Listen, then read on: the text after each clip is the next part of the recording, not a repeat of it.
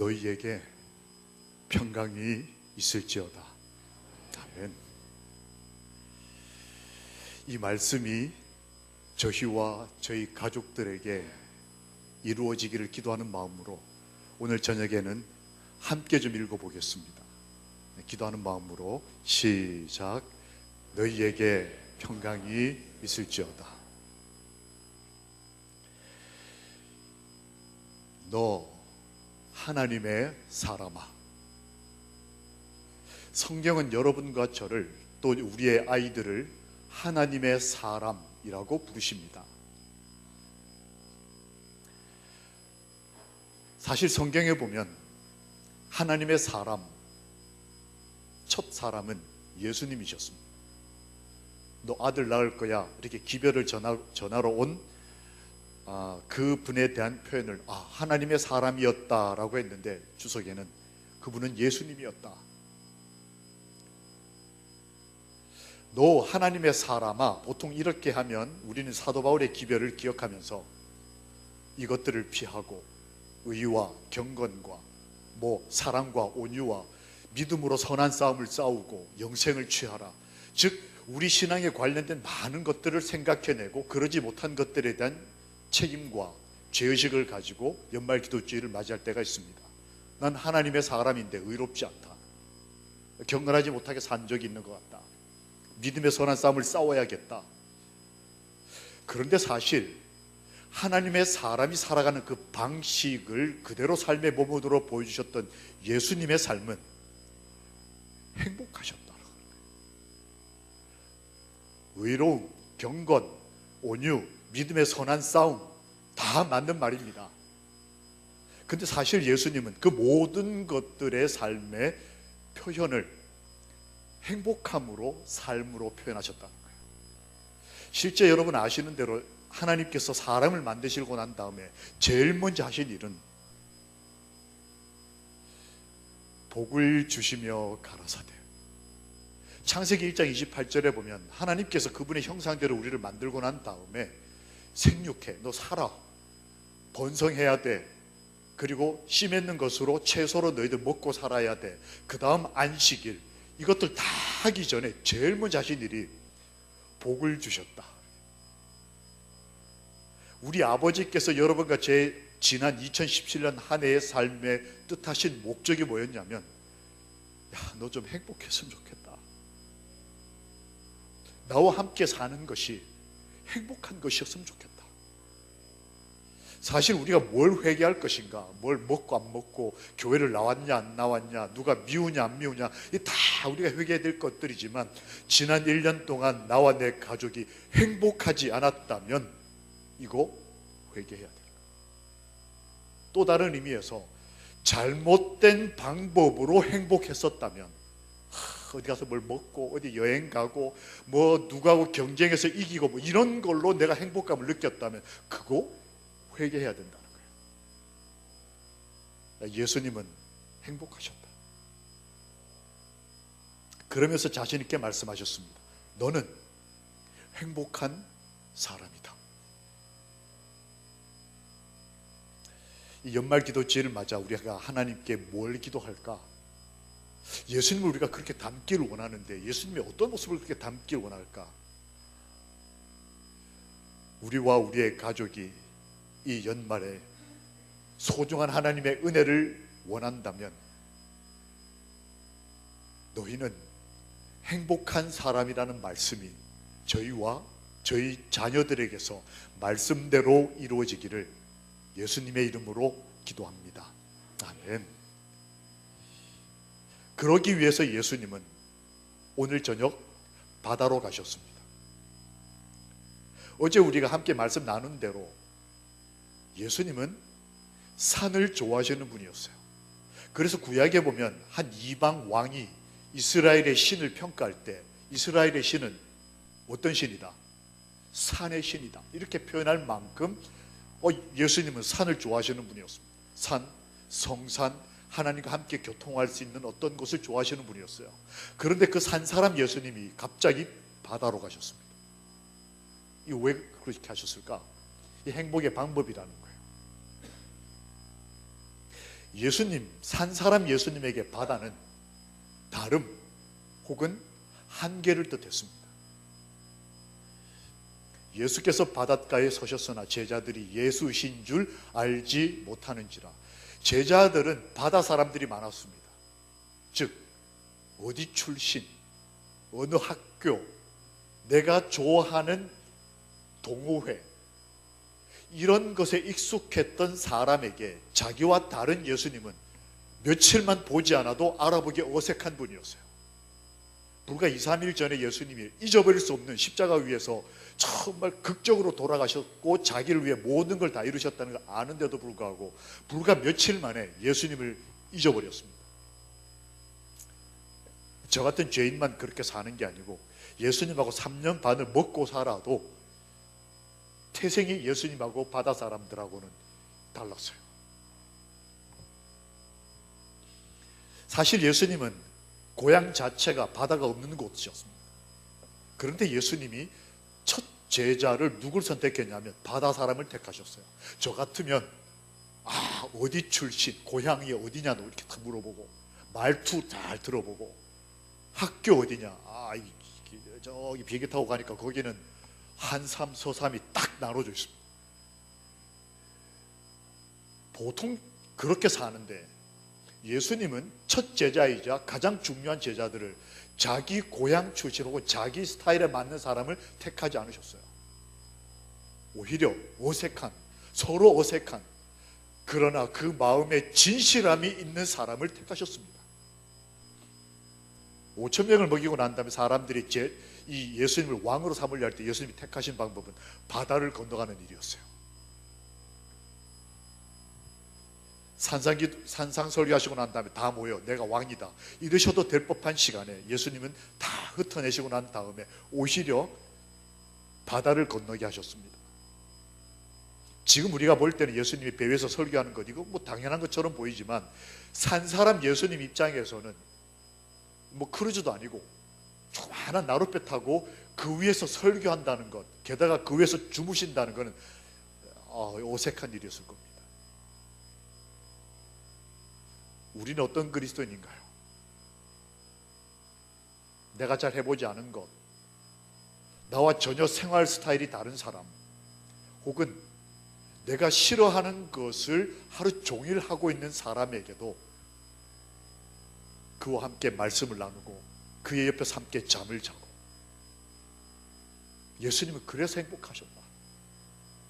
나는 그러지 못하기 때문에 혹 지난 1년이 힘들지 않았을까. 게다가 예수님은 잔잔한 바다 정도가 아니고 폭풍 치는 바다도 들어가시는 분이셨다. 산을 좋아하는 사람이지만 그 바다에 사랑하는 사람이 있으면 들어가시는 분이 예수님이셨다. 세상은 틀림이 아니라 다름이다라고 가르치는 것을 좋아합니다. 틀렸다 이 정도 수준은 아니고 그래도 틀린 건 아니고 다른 거니까 이해하고 넘어가자 이렇게 요즘 가르치지만 예수님은 둘 다 품으셨어요. 나와 다른 것도 품으시고 아예 틀려서 죄인 돼서 죽을 수밖에 없는 저 같은 죄인도 주님께서는 품어주시는 분이셨다는 거예요. 참 좋으신 분입니다. 나는 산 사람이니까 너네 바다 사람들 다 산에 와서 살아. 너희들 죄인들이니까 다 의로워지고 난 다음에 뭘 안 먹고 그 다음에 아직 철저하게 지키고 그리고 난 다음에 내가 그렇게 된 사람만 와서 데리고 가서 행복하게 해줄게 그러는 분이 아니시라는 거예요. 저희가 이러지도 저러지도 못할 때는 저희가 사는 곳으로 와주시는 분. 성경이 말하는 바다는 이 세상이고 사람들이고 주님은 거룩한 분이고 죄가 뭔지를 모르시는 경험하지 않으신 분이었지만 우리가 어떻게 알 수 없으면 우리를 찾아와 주시는 참 좋으신 우리 아버지. 그래서 성경에 이렇게 말씀이 기록되어 있습니다. 함께 읽어보실까요? 시작. 너희의 하나님 여호와께서 너희가 걸어온 길에서 너희를 안으사 이곳까지 이르게 하셨느니라. 하나님 아버지께서 저희를 안아주시는 곳은 아버지의 길이 아니고 비아 돌로로사 십자가의 길에서 우리를 안아주시는 것만의 약속이 아니라 그 길을 가지 못하는 저같이 병약한 죄인에게는 찾아오셔서 누구의 길이요? 너희의 길, 내 길 다 따라와. 그런 마초 같은 하나님이 아니시고, 저희가 지치고 힘들고 아버지의 길을 가다 넘어지면 2017년이 너무 힘들고, 그러면 우리의 길로 찾아오셔서 내가 바다에 있으면 바다로, 내가 외로운 산에 있으면 산으로 오셔서 우리를 안아주시는 분이, 죄인된 채로 우리를 품어주시는 분이 우리 주님이시다.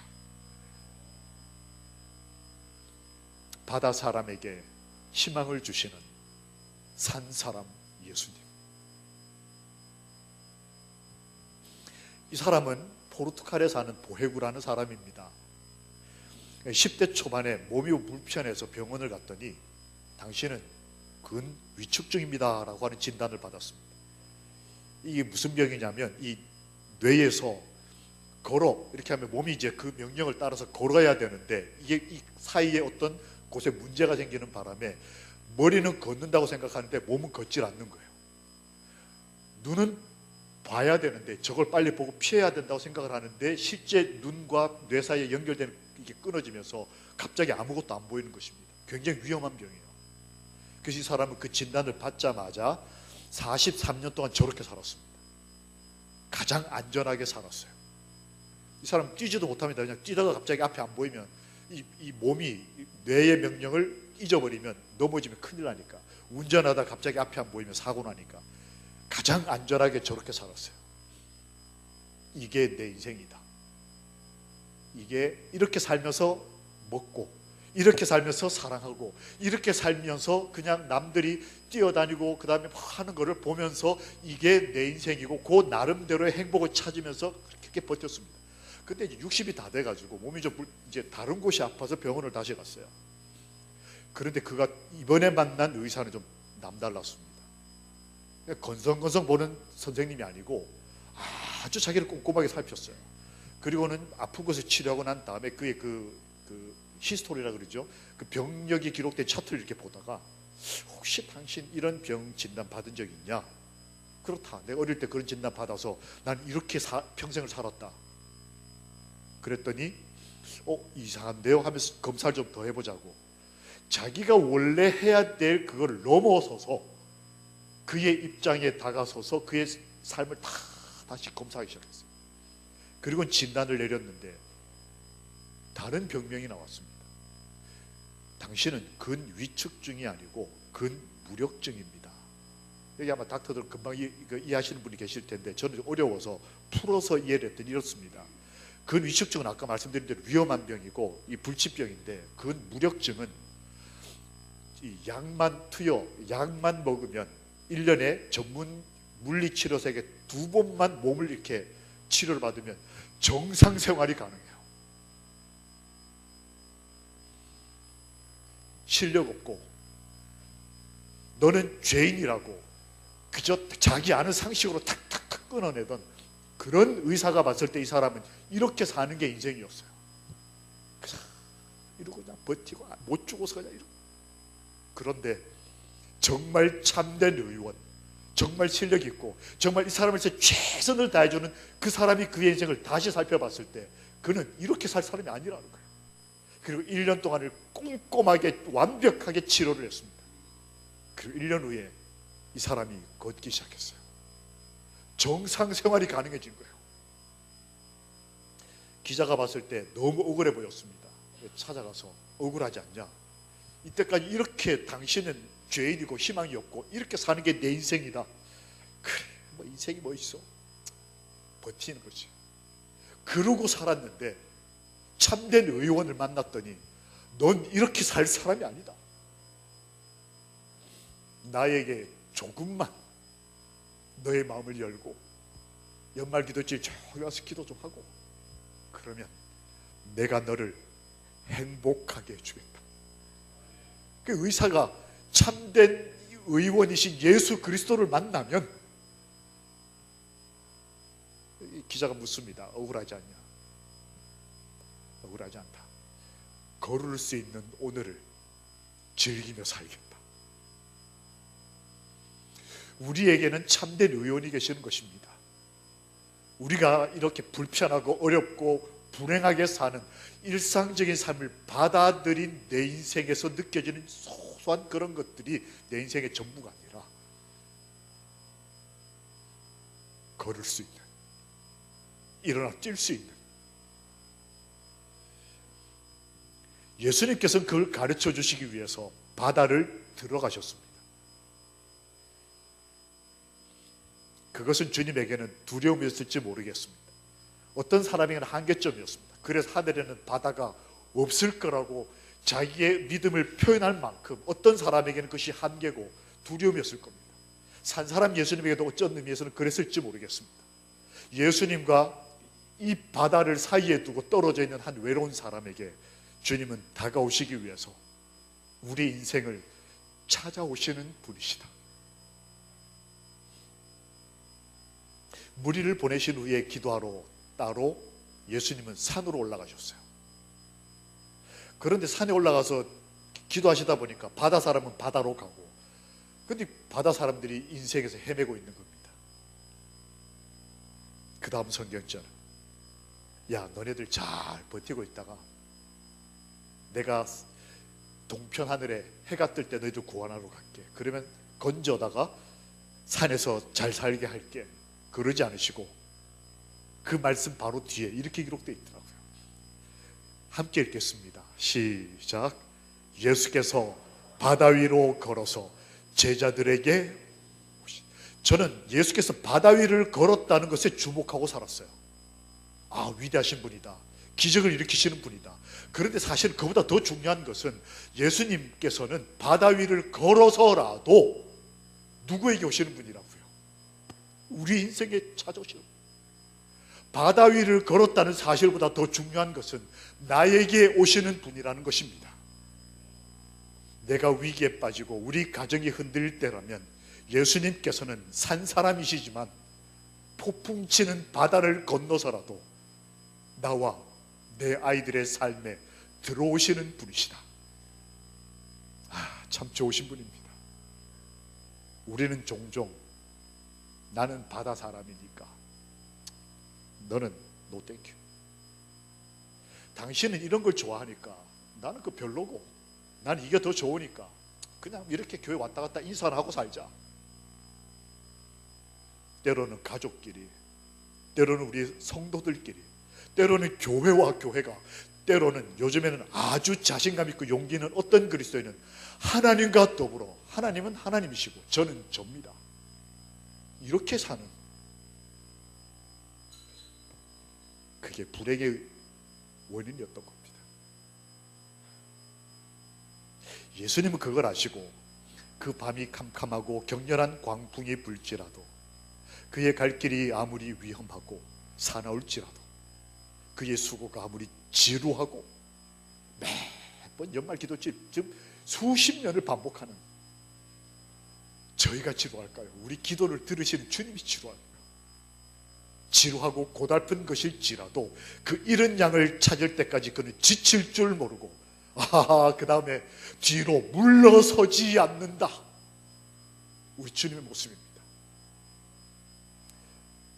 그런데 이 잃은 양이라는 이 표현을 주의 선지자가 다른 말씀에 이렇게 기록하셨더라고요. 이렇게 잃은 양을 위해 물러서지 않는 분이신데 이 잃은 양을 이렇게 썼습니다. 함께 읽어보실까요? 시작. 불행한 양을 위하여 전력을 다 기울이신다. 예수님이 뒤로 물러서지 않고 전심전력을 다하는 이유는 잃어버린 양, 즉 진리를 잃어버리고 안식일 안 지키고 돼지고기 먹고 이런 것을 의미할 수도 있지만, 또 다른 표현으로는 정말 교회에 끈덕지게 나오는데 40년을 버티고 있긴 한데 지난 1년 동안 어떻게든 안식일을 지켜냈는데 행복하지가 않은 거예요. 그런 불행한 양이 있을지라도 우리 지난 1년을 살펴보면서 우리와 우리 가족 가운데 하나님으로부터 비롯된 참 그 깨끗하고 순전한 행복이 있는가? 만약 그것이 없어서 내 삶이 피곤하고 불행했다면 나를 위해서, 우리 가족을 위해서 전력을 다 기울이시는 예수 그리스도를 바라봅시다. 예수님.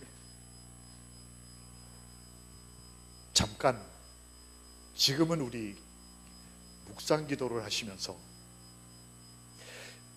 오늘 하루 혹은 지난 1년 동안에 주께서 나에게 전력을 다하신 순간이 언제였는지를 한번 좀 추억해 보시겠습니다.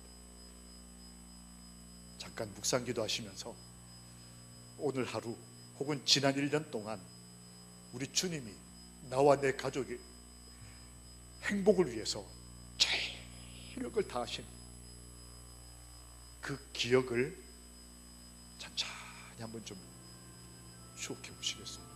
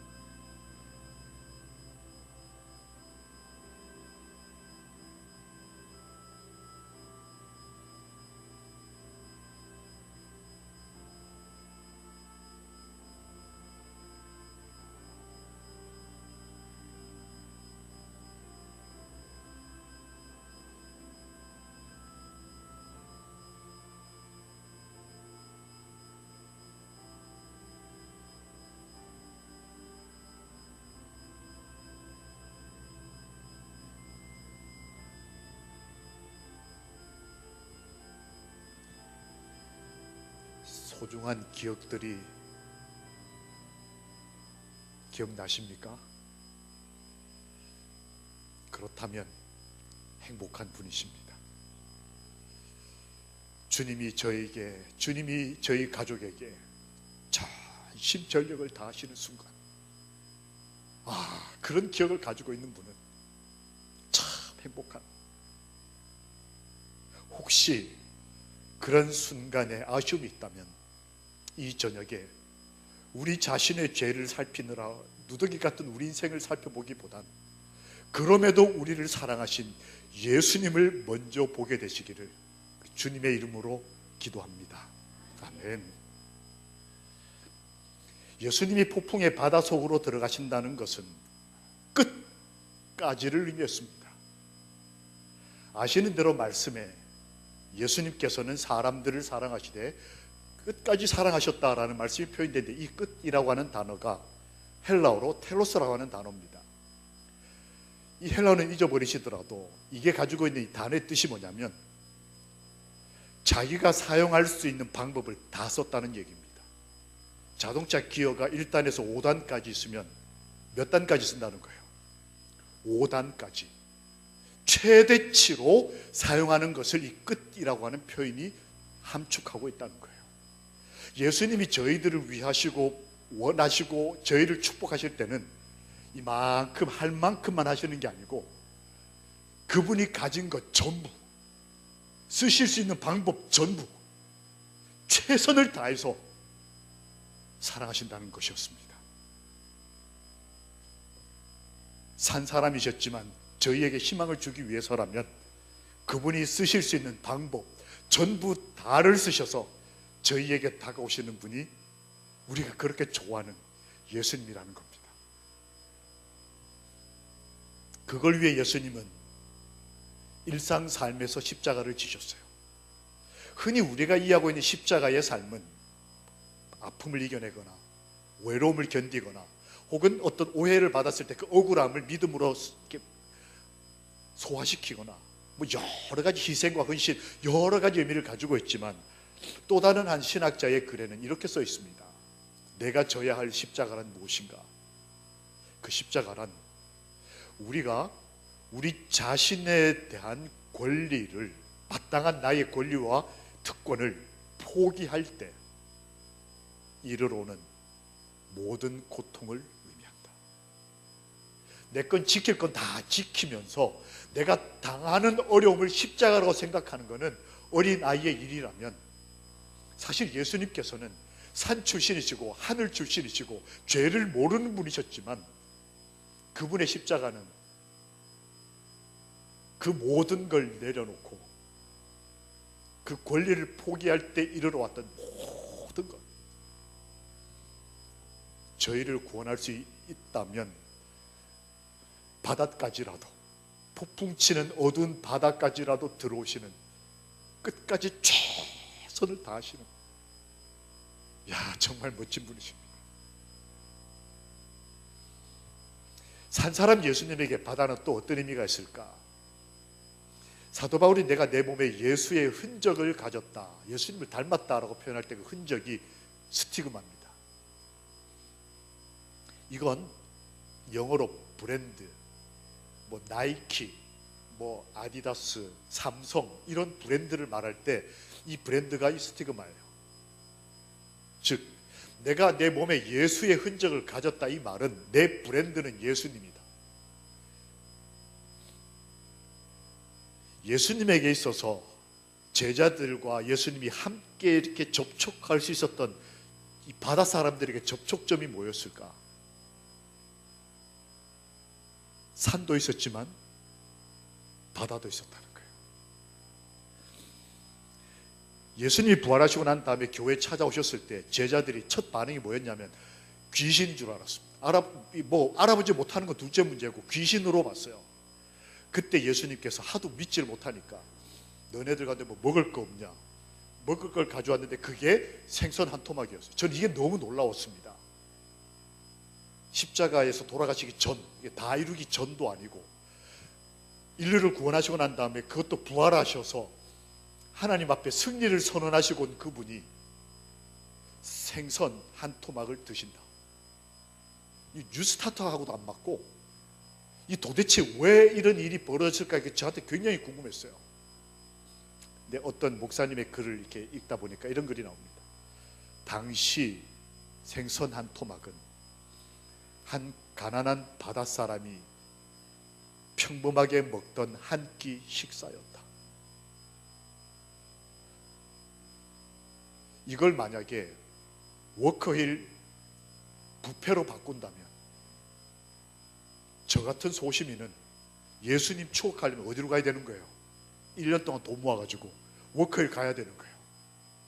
그런데 생선 한 토막은, 이거 저희 한국말로 바꾸면 쌀밥 한 공기란, 밥을 먹을 때마다 아무리 가난한 사람이라 할지라도 바다 사람이 밥을 먹을 때마다 하나님은 살아나셨다라고 하는 것을 기억할 수 있도록,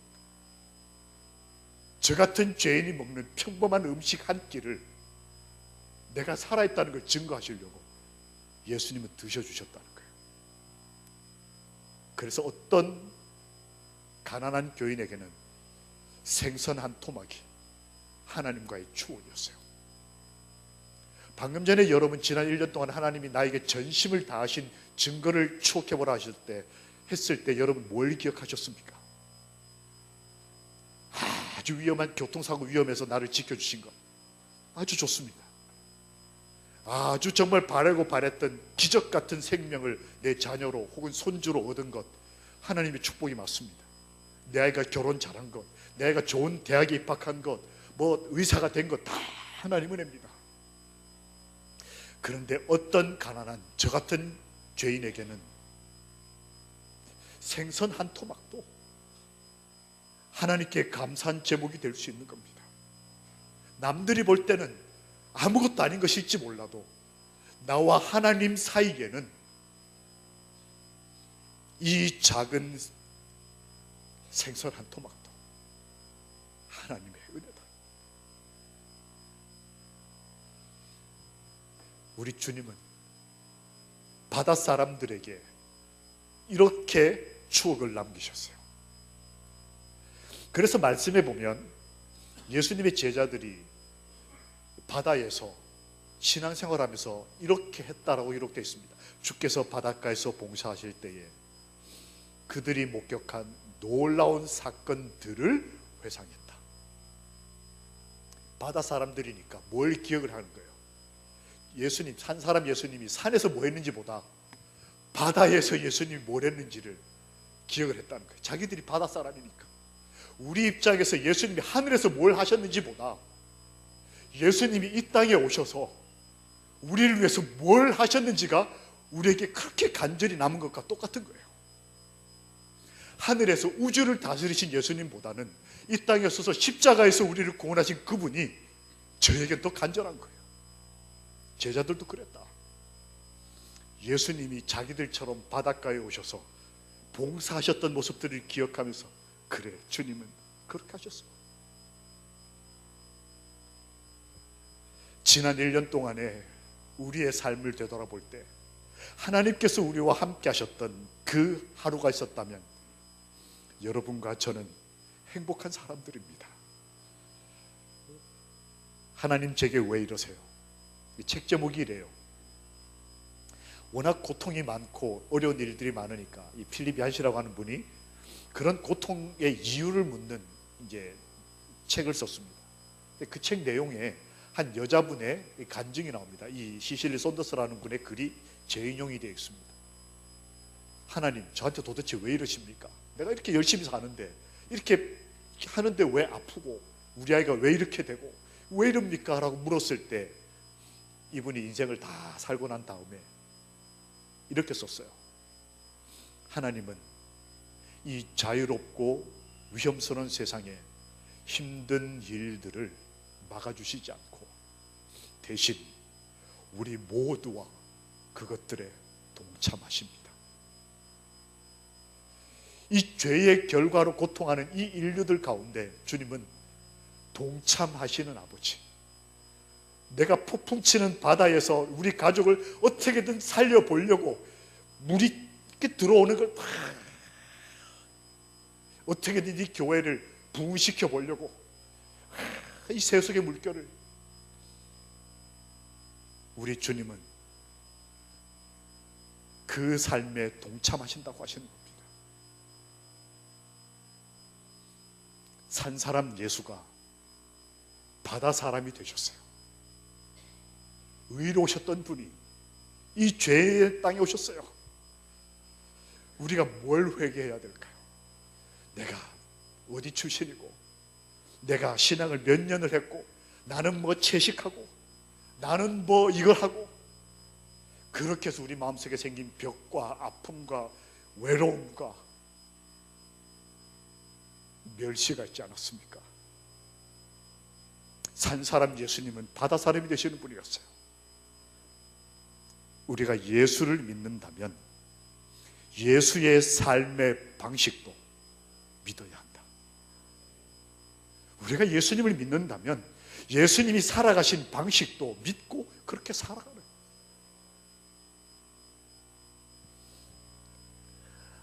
이제 목회 시험을 치고 한두 달 시간 여유가 있어서 아버지, 어머니가 어떻게 사셨는지를 좀 한번 살펴보고 싶었습니다.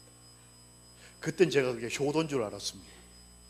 근데 저도 이제 아이를 낳고 아이들이 이제 크다 보니까 지금 생각하니까 조금 소름 끼치는 선택이었어요. 여러분 한번 상상해 보십시오. 지금 우리 자식들이 우리 과거를 캐고 이렇게 다닌다고 한번 생각해 보십시오. 우리 아버지가 20대 때 어떻게 살았고 30대 때 어떻게 살았고 40대 때 어떻게, 지금 생각하면 너무 이렇게 겁나는 생각인데, 저는 그때 그렇게 해서 아버지를 좀 닮아야지 뭐 이런 생각이 착한 생각인 줄 알고, 그때 이제 20대 후반에 아버지 20대 후반의 삶을 어떻게 살았는지를 추적하기 시작했습니다. 그래서 그때 이제 저희 아버지도 이제 목회자로 사셔서 첫 목회지를 찾아가게 됐어요. 그곳이 저 남쪽에 있는 한 섬이었습니다. 그래서 제가 간다는 얘기를 듣고 거기에는 삼육중학교가 그때 당시 있었습니다. 제 아버지가 하시는 일이 주중에는 선생님을 하고 어머니하고 아버지가 같이 선생님을 하고 안식일에는 이제 전도사고 뭐 이렇게 이제 이렇게 교회 겸 학교 겸 이렇게 무태에서 1시간 반 배를 타고 들어가는데 제가 간단한 얘기를 듣고 그때 당시 저희 아버지의 제자였던 분이 우체국장으로 이제 무태에서 근무하시는 분이 계셨어요. 그분이 아직 그 섬에 남아있는 노모 할머니 어머니한테 어머니 옛날에 그 김 선생님 아들이 지금 커가지고 옛날 그 선생님 나이가 돼가지고 지금 거기 찾아가니까 잘해주라고 이렇게 전화를 했습니다. 제가 이제 배를 타고 1시간 반 이렇게 바다를 막 배가 이러고 건너갔어요. 저는 바다를 별로 좋아하지 않습니다. 근데 어쨌든 아버지가 거기 사셨다니까. 가는데 선착장에 할머니 한 분이 이렇게 나와요. 허리가 이렇게 굽은 할머니가 나와요. 저를 이렇게 보시더니 자네가 김선상 아들인가? 네. 저를 이렇게 보시더니 하나도 안 닮았네 이렇게 오라고. 이게 조금 걷다 보니까 저기를 보라는 게 보니까 옛날 그 학교 건물이 그대로 남아 있어요. 주중에는 학교고 안식일에는 이제 교회가 되는 건물이 블록으로 쌓고 미장도 하지 않은. 들어가 보니까 먼지가 거미줄이 창문이 하나 이렇게 있는데 보니까 앞에 보이는 게 바다밖에 안 보여. 야, 이 젊은 신혼부부가 이 망망대해 섬에 와서 도대체 뭐하고 살았을까? 여기는 뭐 공부 잘하는 애 집, 여기는 공부 참 못하는데 고기 낚시 잘하는 애 집, 하나하나 이렇게 설명하면서 이제 저를 이렇게 뭐 성지 순례하는 것처럼 이렇게 할머니 데려가셨어요. 이게 주르륵 따라가는데 마음이 참 감사했습니다. 아버지가 그래도 꽤 사셨나 보다. 30년이 지났는데도 아직 그걸 기억하고 그분도 아니고 그 아들한테 이렇게 뭔가를 이렇게 해주시니 그분 댁에 이렇게 갔습니다. 옛날 집에서 본체가 있고 마당이 있고 사랑채가 있고 저는 이제 사랑채, 할머니 혼자 사시는데 할머니는 본채. 저녁 때가 됐는데 김군 와서 밥 먹으라고 밥상을 이렇게 차려오셨는데 김치 요만큼, 공기에 밥, 고봉밥, 그리고 큰 대접에 적혀 있었어요. 여러분 저거 좋아하십니까? 전 지금 뉴스타트 기준에 의해서 이거 뭐 된다 안 된다 이걸 얘기하려고 하는 게 아니니까 이해하고 들어주시면 좋겠습니다. 붉은 소고기국 한 그릇이 이만한 대접에 이렇게 있는 겁니다. 할머니께서 김군 자네가 온다 그래가지고 우리 아들이 저 무태에 있는데 전화해가지고 며칠 전부터 몇 번을 전화해가지고 그 김선생 아들 잘해줘야 된다 잘해줘야 된다. 근데 내가 어제 오늘 섬 전체를 뒤져가지고 여기 섬에는 생선은 많은데 육고기는 잘 없다고. 여러분 육고기라고 아셔요? 그분은 이 은매고기를 육고기라고 표현해요. 육지에 사는 고기. 내가 육고기를 요만큼 구했다고. 그래서 아침부터 우리 김군 온다 그래서 내가 끓여서 구웠어요. 먹으라고. 그래서 제가 마음속에 아버지가 그래도 어머니가 그래도 잘 사셨나 보다. 언젠가 30년쯤 후에 우리 아이들이 누군가에게 너희 아버지 어머니를 봐서 내가 너를 이렇게 대접한다. 우리가 이렇게 살아야 되지 않겠습니까? 근데 저한테 문제가 하나 있었어요. 제 아버지 어머니가 저를 어릴 때부터 목회자로 키우시겠다고 채식으로 키우셨어요. 한 번도 고기를 먹어본 적이 없었어요. 근데 이게 다른 반찬이라도 여러 개 있으면 김치 요만큼에다가 밥은 또 고봉밥이에요. 그리고 할머니는 김치는 주 메뉴가 아니고 내가 육고기를 어떻게 구했는데 재미도 앞으로 제가 계속 미는 거예요. 이렇게 먹으라고. 어떻게 하면 좋겠습니까? 이걸 먹어야 될까요? 말아야 될까요?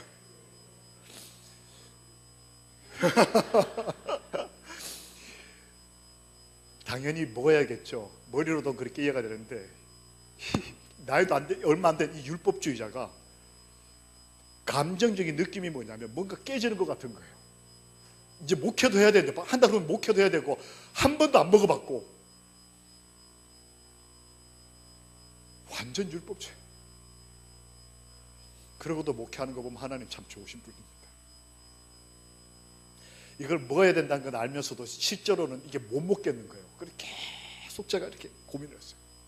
근데 할머니가 왜 저거 먹으라고. 그래서 제가 할 수 없이 밥을 빨리 끝내야 되겠다 싶어서 고봉밥을 여기다 엎었어요. 빨리 먹고 끝내던 할머니가 우와 근데 이게 너무 맛있는 거예요. 이게 처음 먹어보는 건데 이게 뭐지 이게. 막 먹고 숟가락을 딱 놨습니다. 그랬더니 할머니가 하시더니 가시더니 한 대접을 더 가져오셨어요. 그래서 그날 2대접을 먹고는 밤새도록 설사를 했습니다. 이게 이 음식이 이제 익숙치 않은 음식이었나 봐요. 밤새 이제 화장실이 밖에서 들락달락 하고 있는데 새벽 한 3시쯤 되니까 더 이상 지쳐서 집이 이렇게 툇마루가 붙어 있는 방에 들어가 봐야 또 나갈 테니까 그냥 마루에 누워있자 싶어서 마루에 누웠습니다. 거기는 이렇게 처마가 있고 바로 하늘이 보이지 않습니까? 누워있는데 별이 보이고 산이 보이고 파도 소리가 들리고, 낮에 할머니가 저를 데리고 이렇게 오시다가 마지막 집을 하나 소개를 해주셨는데 그 어디냐면 여기가 너희 아버지 어머니가 사시던 신혼집이다. 그 집이 아직도 있더라고요. 한 집에 방 한 칸을 이렇게 세내가지고 신혼부부가 이제 제 나이 또래 신혼부부가 사셨던 거예요. 그러면서 할머니가 그러시더라고요. 너희 어머니가 여기서 죽을 뻔했다. 저는 위로 누이가 하나 있고 밑으로 여동생이 하나 있는데 원래는 누나 위에 형이 하나 더 있었습니다. 첫 아이가 이 섬에서 태어났는데 저희 어머니가 이제 만삭인 채로 산통이 와서 아이를 낳으려고 하는데 오늘 저녁이면 산통이 와서 이제 저녁이면 낳겠다 싶은데 주인집에서 갑자기 저희 아버지를 부르셨습니다. 오늘 우리 집에 중요한 제사인데 섬에는 미신이 하나 있습니다. 제사 때는 뭘 보면 안 된다. 피 보면 안 된다. 우리 집이 중요한 제사니까 우리 피 보면 안 된다. 그러니까 나가라고 얘기를 했어요. 그래서 비 오는 날 갑자기 섬에서 갈 데가 없어서 쫓겨나가지고 어떤 집 처마에다가 이렇게 뭘 걸쳐놓고는 밖에서 비 맞으면서 아기를 낳다가 아기가 죽었어요. 즉 형이죠. 그때까지 어머니나 아버지가 그런 얘기를 구체적으로 안 하셨기 때문에 저는 잘 몰랐습니다. 그렇게 아이가 죽고 신혼부부가 첫 아이가 죽고 그 아이 이렇게 죽은 거를 그 30대 그 청년이 그 아이를 안고 그 뒤에 산이 하나 있어요. 그 올라가가지고 그를 이렇게 올라가서 묻으려고 올라갔는데 올라가보니까 삽을 안 가지고 왔더래요. 할 수 없이 손으로 파서 묻었는데 내려와 보니까 손톱이 다 빠졌더라고요. 손톱이 빠지는 것도 모르고 묻을 만큼 이 자식 잃은 부모가 이게. 그리고 와서 죽어가는 아내를 어떻게 살리느라고 시간을 한 1, 2주 보내고 난 다음에 이 할머니가 하시는 말씀이 그랬는데 말이야 김구나, 안식일이 왔는데 너희 아버지가 우리한테 하나님의 사랑이시라고 설교를 하더라. 너네 엄마가 그 상황에서 와서 우리 아들한테 안식일 날 점심 밥을 해줬다. 안식일 교회 예배 마치고 내가 그걸 잊어버릴 수가 없다. 그래서 김선상 오면 꼭 밥 한 끼 해주고 싶었는데 그 선생은 안 오고 아들이 왔으니 내가 이거.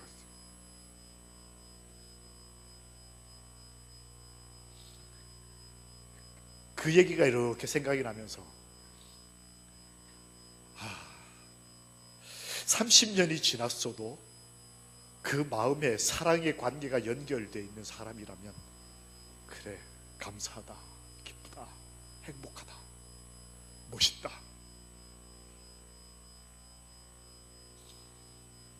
오랜 시간이 지나고 난 다음에도 하나님의 사랑은 우리 가슴에서 잊혀질 수 없어요. 우리가 아버지께 드리는 것은 아버지가 드실 수 없는 생선 한 토막, 소고기국, 우리가 하나님께 드리는 헌금 그 때 묻은 드릴까 말까 고민하면서 아까워가지고 내놓는 그런 거. 너 안식일 날 괜찮아, 금요일저녁에 학원 가, 네가 의대를 가야 이 교단 위에서 나중에 큰일 하지, 뭐 이러면서 밟고 덮어, 그러고도 안식을 지킨다고 말해왔던 그 수많은 덮여진 죄들, 이걸 아버지께서 받아 먹으시면서도 그래도 우리를 사랑하시고 또 연말 기도죄를 주시고, 그래, 부모님처럼 나도 이렇게 살아야 되겠다 라고 생각하고 어느 날 이 사진을 받았습니다. 이 사진 혹시 여기 찍히신 분 계셔요? 장로님, 얼마 전에 한 장로님께서 자네 아버지가 태기현교회 전도사했다는 거 아나? 여러분, 제가 고향이 이 태기현교회입니다. 저희 아버지가 신학 공부하실 때에 이곳에 전도사로 계시면서 제가 여기서 태어났어요. 이분이 저희 아버지입니다. 30대 초반에 이걸 기억하고 있던 어떤 장로님, 이 가운데 찍힌 장로님이, 이게 태경교회 청년회가 백운산인가 어딘가 등산 가서 찍은 사진이래요. 그리고 난 다음에 50년 만에 그 아들이 여기 섰습니다. 제가 68년이 생일인데 올해 50이 되면서 이 교회 부름을 받았을 때에 저희 아버지가 이곳에서 하나님께 뜻을 구별하고, 저희 어머니가 이곳에서 아이를 낳고 뭘 어떻게 하고 이런 걸 다 기도하고 바라고, 저희 아버지가 선생을 하고 난 다음에 내가 신학을, 내가 정말 제대로 된 공부를 하고 하나님의 종이 되겠다고 결심을 하고, 이 모든 역사들, 저희 아버지도 이 교회 인연이 있으세요. 만학을 하셔서 신학을 좀 늦게 오셨지만 그 섬에서 이래저래 고생하시다가 진짜 정식으로 공부한 거는 나중에 이제 이렇게 하셔서 나이가 드셔서 이곳에 서 계시지만, 저에게는 저희 아버지 평생 혹은 이 태견 교회가 이곳에서 우리 성도님들께서 지켜오신 신앙이 저에게는 기쁨이고, 저에게는 행복이고, 저희 가족에게는 하나님을 향한 첫 시작이었습니다. 예수께서 이르시되 그 바다 사람들에게 얘들아라고 부르셨어요. 저는 이 표현이 너무 좋습니다. 어떤 영어 성경에는 친구들아 이렇게 표현되어 있어요. 나와 다른 사람들이고, 나와 거리가 있는 사람들이고, 나를 알아보지도 못하는 죄인들이었지만 주님께서는 여러분과 저희와 저희의 아이들에게 얘들아 라고 불러주시는 참 좋으신 하나님이십니다. 이는 너희가 복을 유업으로 받기 위하여 부르심을 받았기 때문이다. 하나님이 저희를 불러주시는 것, 연말 기도주일이 돼서 다시 한번 기회를 주시는 것, 이것은 저희를 행복하게 해주시기 위해서, 복된 길을 가라고 저희를 불러주셨다는 것을 이 저녁 믿읍시다. 하나님의 사람들이여, 바다에 오신, 내 인생에 찾아오신, 내 가족들의 삶에 들어오신 예수 그리스도를 바라보고 행복한 삶을 살게 되기를 우리 주님 예수님의 이름으로 기도합니다. 아멘.